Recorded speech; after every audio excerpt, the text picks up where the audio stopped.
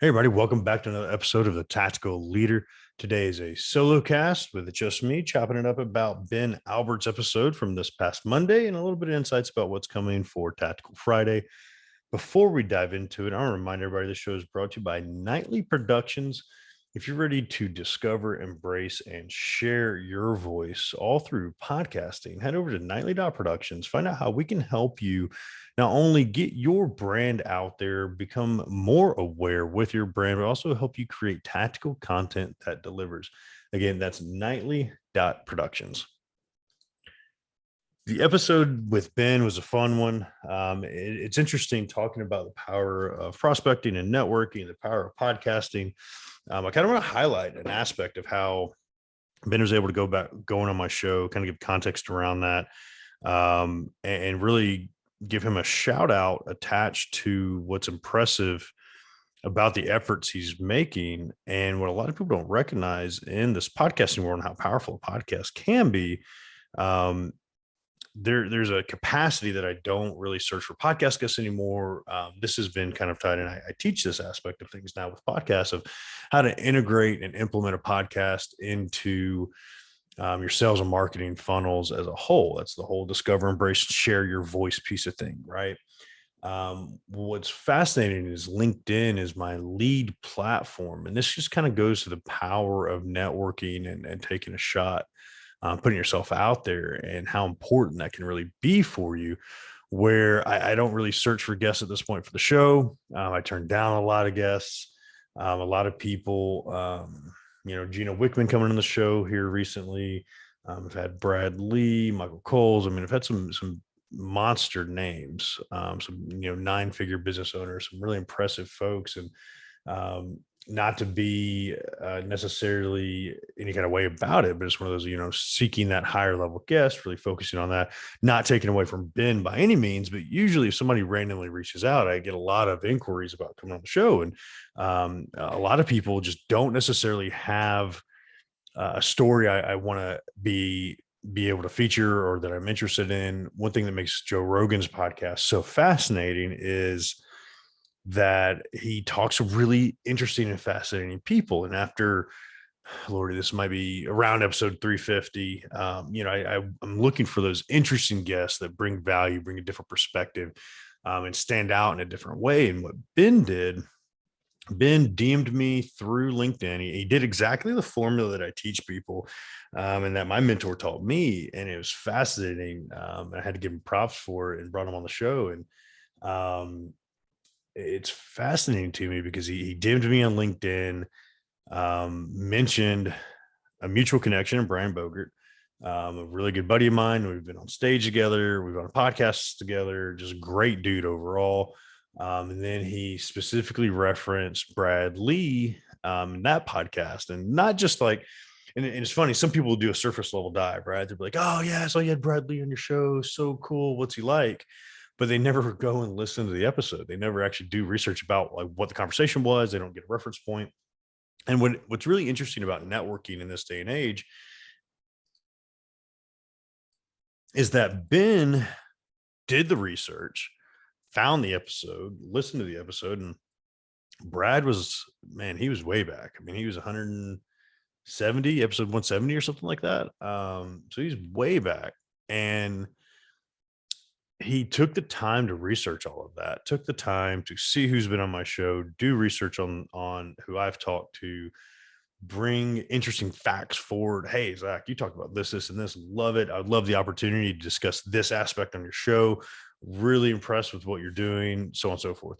It's the exact same thing I do if I go towards a Gino Wickman or Bradley. That's the exact same thing I do with them to get them on my show and really highlight them. Like, hey, Gino, when I talk to Gino is through LinkedIn. Hey, Gino, I loved Traction. I love EOS as a whole. I know you just launched another book with eLeap, this, and this, and I referenced different aspects about eLeap that I wanted to talk to him about very specifically. He ate it up, loved it. Obviously it shows you did the research because the person matters to you, right? And I think that's a big piece that people don't recognize. And I had this conversation a couple of days ago in real life over here, where people, real life, in my daily life, where People don't understand necessarily the value you can bring to somebody. And a lot of people will ask in the networking circles, you go to a networking group, like, how can I support you? How can I help you? What can I do for you?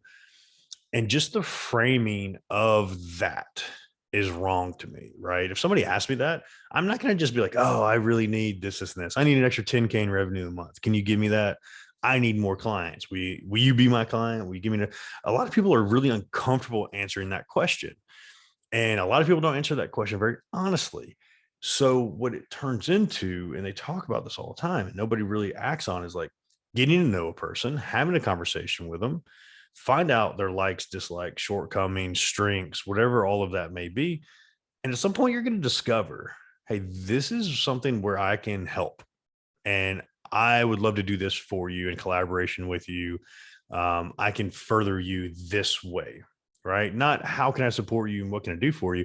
Because intrinsically, when you ask that, they tell you, yeah, I need an extra 10K in revenue. So you bring that 10K. Now there's a level of indebtedness there, right? Level of expectation from the person receiving is like, oh, they did me a favor in order to do this, this, and this. So now I owe that person, right? But if you step forward and say, hey, I can accomplish this, this, and this, I appreciate this, this, and this about what you're doing.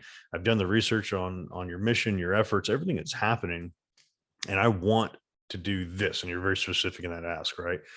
That's what true networking looks like. That's how you really build a great rapport and bring value to somebody. Is you tell them, this is something that I've recognized. I believe I can add value in whatever it is you're working on in that capacity. Are you willing to give me a shot?